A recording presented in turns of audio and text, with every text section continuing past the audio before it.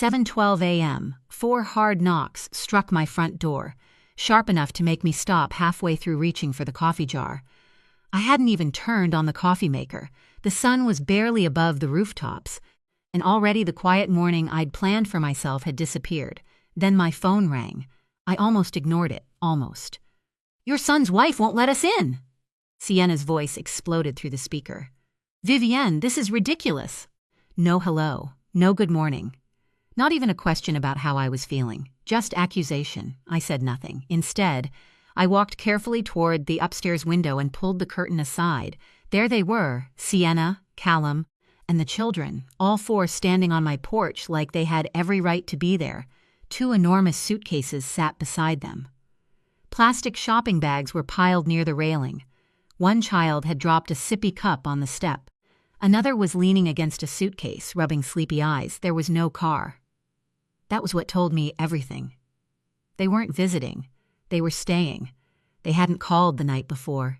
They hadn't asked whether I was strong enough to have guests. They hadn't even bothered to check whether I had recovered from surgery. They knew. I'd told Callum twice. 3 weeks earlier, I'd come home from the hospital after having my gallbladder removed. The doctors had warned me that recovery would take time, especially because I was still weak and unsteady. They were right. Walking hurt. Standing hurt. Even breathing too deeply sometimes hurt. I'd sent Callum a voice message from my couch, speaking slowly because I didn't have the strength for much more. "Callum, I'm home. The surgery went well, but I'm not moving around much. I need at least a month of real rest. No guests, no errands, no favors. I just need some quiet." 10 minutes later, he'd replied, "Of course, Mom. Rest easy." That was all. No offer to bring groceries. No, "How are you feeling?" No, "Do you need anything?" Just rest easy. A week later, I'd sent another message, just reminding you that I won't be available to help this month. Hope the kids are enjoying their break. Nothing, not even a thumbs up. So when I saw those suitcases on my porch, I understood.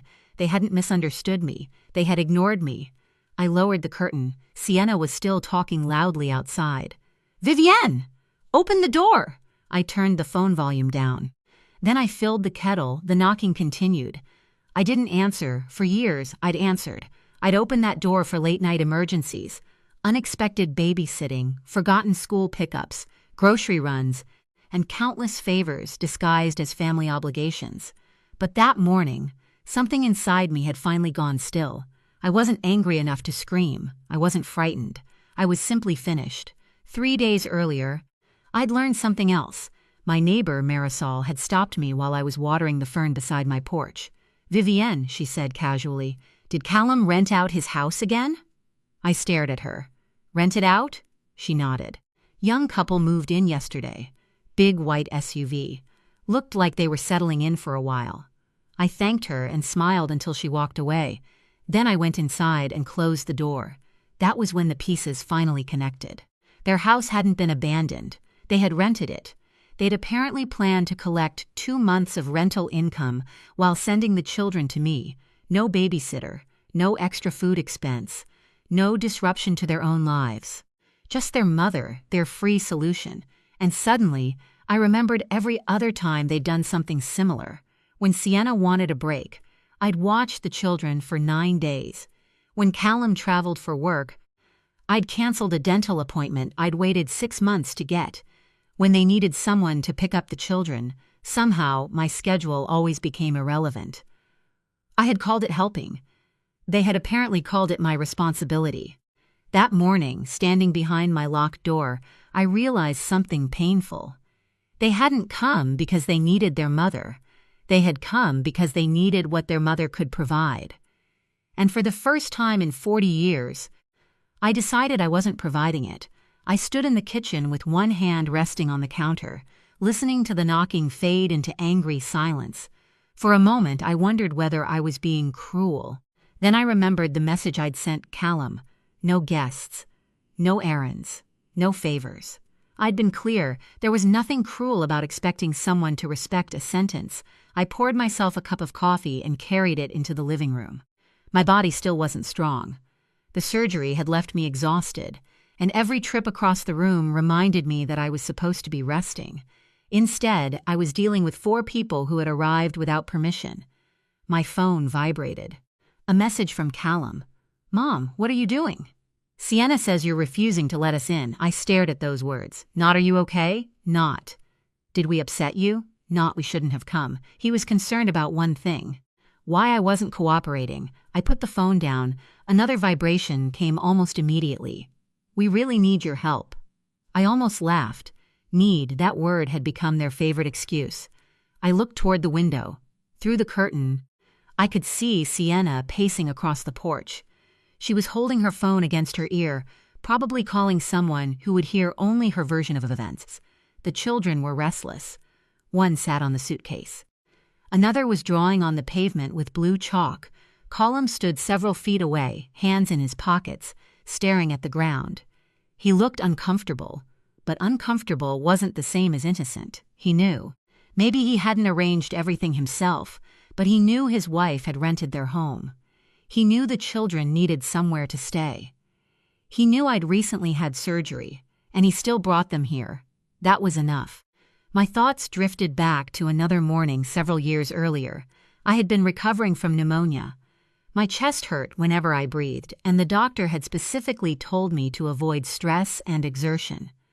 That evening, I heard music downstairs. At first, I thought I was imagining it. Then came laughter, glasses clinking, footsteps. I pulled the blanket around my shoulders and slowly walked into the living room. There were nearly a dozen people inside my house. Sienna had invited coworkers over. My furniture had been pushed against the walls. A folding table covered the center of the room. Pizza boxes were stacked beside my fireplace, and someone had placed an open bottle of wine beside my orchid. Sienna looked at me and smiled. "Oh, you're awake." I remember staring at her. "I thought you were resting," she added. I wanted to ask why she hadn't considered that before filling my house with strangers. Instead, I looked at Callum. He was standing near the fireplace. He saw my pale face. He saw the blanket around my shoulders. He heard my breathing. And he said nothing. Not one word. Later, after everyone had left, I found him in the kitchen. "Why didn't you say something?" He rubbed the back of his neck. "Mom, it wasn't a big deal." That sentence stayed with me. Not because the party mattered, because it revealed something. If my discomfort inconvenienced him, he preferred pretending it didn't exist. I returned to the present and looked at the front door. The knocking started again. This time, I didn't move. My phone rang. "Callum," I answered. "Mom, seriously?" "Seriously what? You're making this impossible." "No," I said quietly. "You made it impossible when you brought 4 people to my house after I told you I couldn't have guests. We didn't know what else to do. You rented your house." Silence. I heard his breathing change. "How did you?" Marisol saw the renters. Another silence, then he lowered his voice. "Mom, it was temporary. So is everything when you want something from me. That's not fair." "Neither is this," he sighed. "You're really going to leave us outside?" I looked at the locked door. I've spent 40 years opening that door. And now? Now I'm learning how to keep it closed. He didn't answer. For several seconds, neither of us spoke. Then he said, "This is family." I closed my eyes. Then family should know better. I ended the call. My hands were shaking, but not from fear. I walked to the hallway and opened the drawer where I'd kept my estate binder for years. It was thick, black, and carefully organized. Inside were my deed, insurance papers, financial records, medical directives, and beneficiary documents. I had created it after my husband died. Back then, I thought keeping everything organized was simply responsible. Now I realized it was something else too. It was power, and perhaps I'd forgotten that it belonged to me. I placed the binder on the table. Then I opened it. I opened the binder slowly. For years I'd kept it in the hallway drawer, untouched except when paperwork needed updating. The black cover was worn at the corners, and several tabs had begun to curl. I turned to the beneficiary section. There was Callum's name, my son, the person I'd once assumed would always protect me because I had spent my entire life protecting him. Beside his name was Sienna's. Underneath hers was a note concerning the children's future. I had arranged everything carefully. College funds, emergency accounts, property instructions, medical decisions. I had believed I was building security for the family, but looking at those names that morning, I felt something different. I felt foolish, not because I'd loved them, because I'd confused love with unlimited access. My phone buzzed again. This time it was Sienna. I let it ring. Then another message appeared. The children are tired. This is unnecessary. I stared at it for several seconds. Unnecessary. That was what my boundary had become. An inconvenience. I placed the phone beside the binder and picked up a sheet of paper. Then I began making changes. I removed Callum as the person authorized to make certain medical decisions for me. I chose Maya instead. She was my neighbor, but more importantly, she had shown me something my own family hadn't shown me. Reliability. Last winter, when I'd been sick and struggling to breathe, Maya had driven me to the hospital without being asked twice. She had waited beside me. She had brought soup afterward. She never once treated kindness like an investment. Next came the financial documents. I changed the person responsible for overseeing the children's college funds. That decision hurt. Those children weren't responsible for their parents' choices. But I also knew something important. I could care about them without continuing to finance the adults who exploited my generosity. I chose my niece, Alara. She wasn't someone who called whenever she needed money. She wasn't constantly asking for favors. Once a month, she'd check on me simply because she wanted to know how I was doing. That mattered more than I had understood before. I reached the final section. My will. I read the old language carefully. Then I added a new clause. Not dramatic. Not spiteful. Just clear. Anyone who repeatedly disregarded my medical condition, personal boundaries, or autonomy would not automatically receive the benefits I had once intended for them. I put the pen down. For the first time that morning, I felt calm.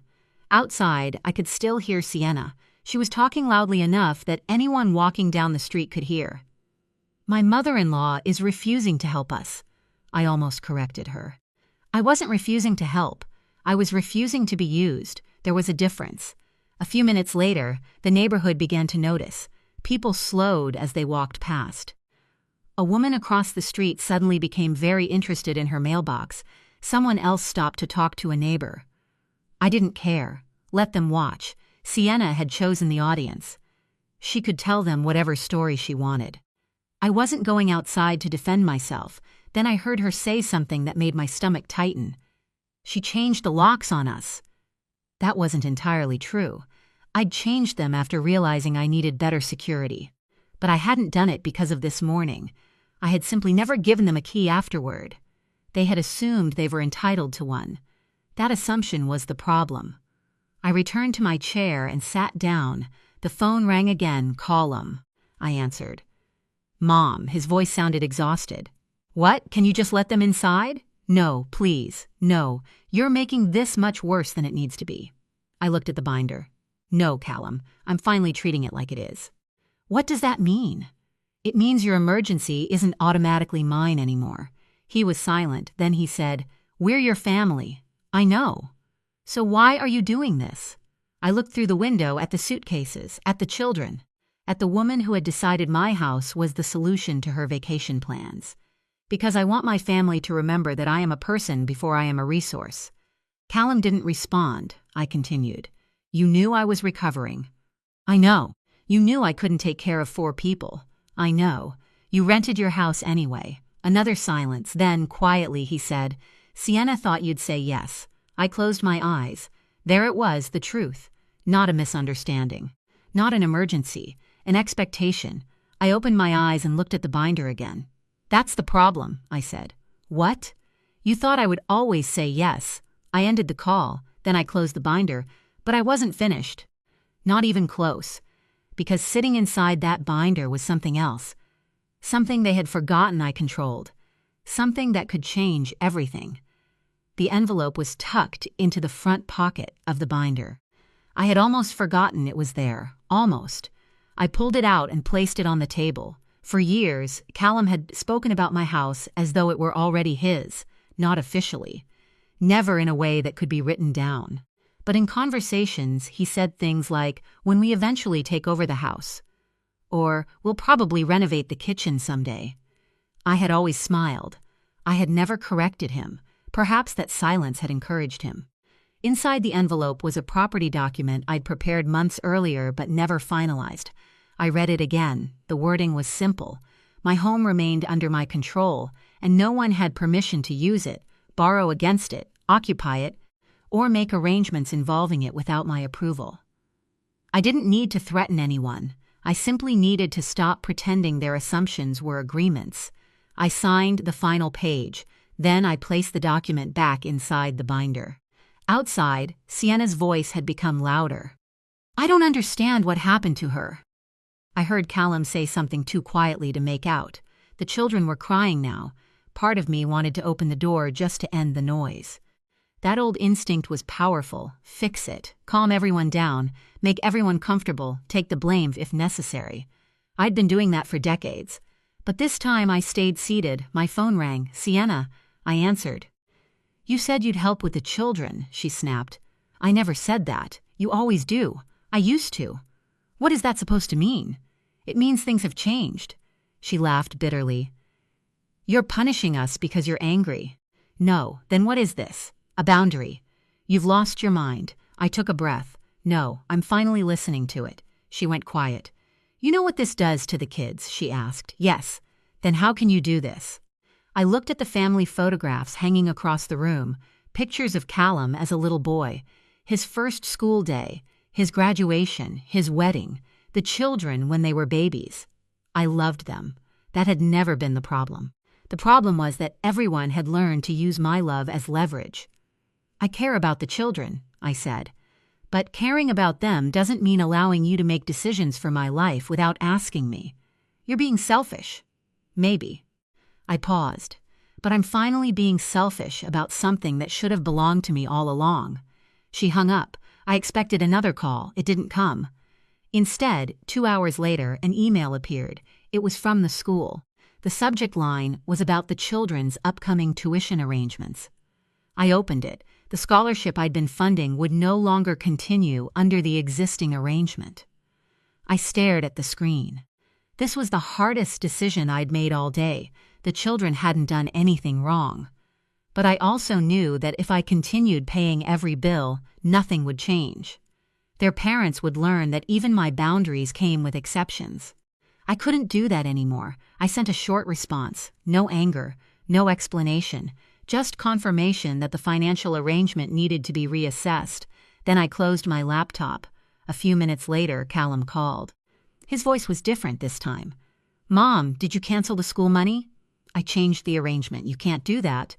"I can." "Those are the kids." "I know. You're putting them in the middle." "No, Callum. You put them in the middle when you made my support part of your family's financial plan." He didn't answer. I continued. "I have spent years making sure your family never went without. I paid for things because I wanted to help, not because you were entitled to them. You're doing this because of Sienna." "No." "Then why?" "Because I finally understand the difference between helping someone and carrying them." He took a long breath. "What do you want from us?" The question surprised me. I almost laughed. "I don't want anything." "Then what?" "I want you to go home. We can't." "You can. Sienna rented the house. That was her decision. We don't have anywhere to stay." "You do." He went silent. Then I heard something in his voice I'd rarely heard before. Fear. "Mom, please." I closed my eyes. This was the moment when I usually surrendered. One word from Callum when he was young had been enough to make me give him whatever he wanted. But he wasn't a child anymore, neither was I. "You'll figure it out," I said. "That's it?" "Yes." "You're really choosing this?" "No." I looked toward the front door. "You chose it when you decided my answer didn't matter." The line went silent, then the call ended. I sat there for several minutes. I wasn't celebrating. I wasn't smiling. I was grieving. Because setting a boundary doesn't erase love. Sometimes it reveals how much damage was hiding underneath it. I opened the binder one final time that afternoon. There was one last document I needed to review, the deed. And beside it was a note I'd written years ago. "This home is for my peace." I read those words twice. Then I finally understood what they meant. Not someday, not after everyone else was comfortable. Now 3 days passed, no knocks. No phone calls, No messages. The silence felt strange at first. For so long, my life had been filled with other people's emergencies that I had forgotten what an ordinary morning sounded like. No one shouting from the hallway. No child asking where the snacks were. No Sienna calling because she needed a favor, just this once. No Callum asking me to rescue him from a problem he had helped create. Just birds outside my window, the refrigerator humming, and the quiet ticking of the clock above my kitchen door. I made coffee and carried it to my favorite chair. For the first time in weeks, I wasn't thinking about how long I could stand before my body started hurting. I wasn't preparing for someone else's arrival. I wasn't waiting for another demand. I was simply sitting, and it felt wonderful. My recovery was improving too, slowly. I still needed my cane, but I could walk farther than before. I could prepare simple meals without needing to sit down halfway through. Most importantly, I was beginning to trust my own decisions again. That afternoon, Maya stopped by. She brought a small container of soup and placed it on the counter. "How are you?" "Better." She smiled. "Good." She didn't ask about Callum. She didn't ask about the argument. She didn't ask whether I'd changed my mind. That was why I trusted her. She cared without demanding access. After she left, I returned to the hallway drawer and took out my binder. I opened it on the kitchen table. The documents I'd changed were still there. My new medical representative, the updated financial instructions, the property paperwork, the revised estate plan, everything was in order. I stared at the pages for a long time, then I realized something. I wasn't trying to punish Callum. I was trying to make sure I never again became dependent on someone who didn't respect my decisions. There was a difference. My phone rang. Callum. I watched his name appear on the screen. For a moment, I considered ignoring it. Instead, I answered, "Hello." "Mom." His voice was quieter. "How are you?" I almost didn't recognize the question. "I'm doing better." "Good." A pause followed, then he said, "We're back home." I figured. "We found another place for the kids during the day." "That's good." Another pause. "Mom, I know you're angry." I was angry. And now, I looked at the binder. Now I'm tired. I didn't realize how bad things had gotten. I believed him. That was the painful part. Sometimes people don't notice the weight you're carrying because you've become so good at carrying it. "I should have asked," he said. "Yes." "I should have listened when you said you couldn't help." "Yes," he sighed. "Sienna's angry. I can't control that." "I know." The silence between us wasn't hostile anymore. It was simply unfamiliar. "Are you changing everything?" he asked. I knew what he meant. Yes, all of it. The things that need changing. He was quiet. "Does that mean I won't inherit the house?" I closed my eyes. There it was. Even now. Not "Are we okay?" Not "Can I make things right?" The house. "The house isn't a reward," I said. "I know." "No, Callum. I don't think you do." He didn't argue, I continued. "I spent years thinking that leaving everything to you was the same thing as taking care of you. But you're an adult. You have your own family, your own responsibilities. I understand. I hope you do." Another pause. Then he said, "Can I visit you sometime?" I looked around my quiet kitchen. Not yet. He sounded disappointed. "Okay. When I'm ready, I'll call you." "All right." He hung up. I placed the phone on the table. For the first time, I didn't feel guilty. That surprised me. I'd spent years believing that saying no meant I was hurting someone. Now I understood something different. Sometimes saying no is the only way to stop resentment from replacing love. I closed the binder. Then I noticed the envelope I'd been carrying around for days, the final property document. I opened it one more time. Everything was clear. My home remained mine. My decisions remained mine. My future remained mine. I signed the last page. Then I placed the document inside the binder and closed the cover. Outside, the afternoon light stretched across the lawn. The house looked exactly the same. But I didn't. For years, I'd believed peace meant keeping everyone else happy. Now I knew better. Peace meant being able to sit in your own home without waiting for someone to tell you what you owed them. I carried the binder back to the drawer. Before locking it away, I looked at it one last time. Then I smiled. Not because I had won, because I had finally stopped losing. The next morning, I woke before sunrise. For the first time in weeks, I didn't wake up wondering who needed something from me. I didn't reach for my phone. I didn't check the driveway. I didn't listen for footsteps outside. I simply stayed in bed and listened to the quiet. Then I smiled. There was something almost strange about having nothing to fix. I eventually got up, made coffee, and opened the curtains. The street looked ordinary. A delivery truck rolled past. A dog barked somewhere nearby. A woman walked toward the corner carrying a grocery bag. Nothing dramatic, nothing urgent, just life. I carried my coffee to the living room and sat beside the window. The binder was still in the hallway drawer. I knew exactly where it was. For years, I'd treated those documents as something that existed for everyone else. My son, his wife, the grandchildren, the future. But now I understood that those papers were about me too. My wishes, my property, my money, my medical decisions, my life. And there was nothing selfish about having control over them. Around noon, my phone buzzed. A message from Callum. "I hope you're okay. I read it twice. Then I typed, 'I'm getting better. I hope you are too.' I didn't add anything else. No invitation, no apology, no promise. Just the truth." A few minutes later, he replied, "I am. We should talk sometime." I smiled faintly. "When I'm ready." This time, there was no argument, no guilt. Just, "Okay, Mom." I put the phone down. Maybe that was how healing began. Not with some dramatic reunion. Not with everyone suddenly understanding everything. But with people learning that your boundaries were real.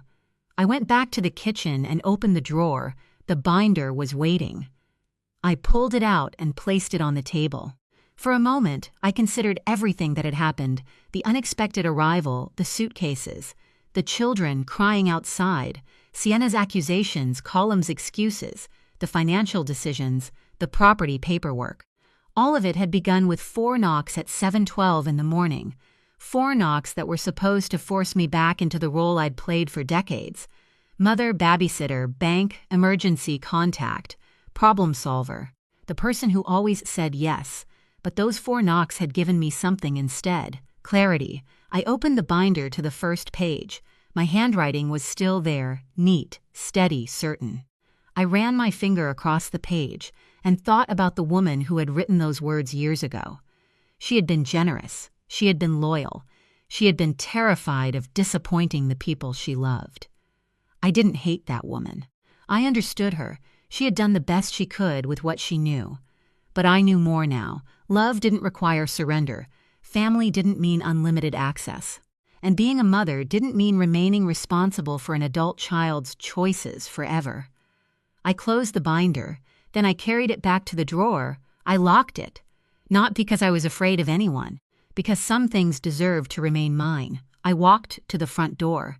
My hand rested on the deadbolt. For a second, I remembered Sienna standing outside, the suitcases, the accusations, the expectation that eventually I would give in. I almost felt sorry for the woman I had been before that morning. Almost. Then I opened the door. The porch was empty. No children, no luggage, no angry voices, just sunlight. I stepped outside carefully, leaning on my cane. The air was warm. I watered the fern beside the steps. Then I sat in the chair I'd kept there for years but rarely used. I took my book from the table beside me. The page I'd marked was still waiting. I began reading slowly, peacefully. No interruptions, no demands, no guilt. And for the first time in a very long time, I didn't feel like I was waiting for my real life to begin. This was my real life. This house was mine. This time was mine. This choice was mine. And if my family wanted a place in my future, they would have to enter it through a door they could no longer force open. They would have to knock. And this time, I would decide whether to answer.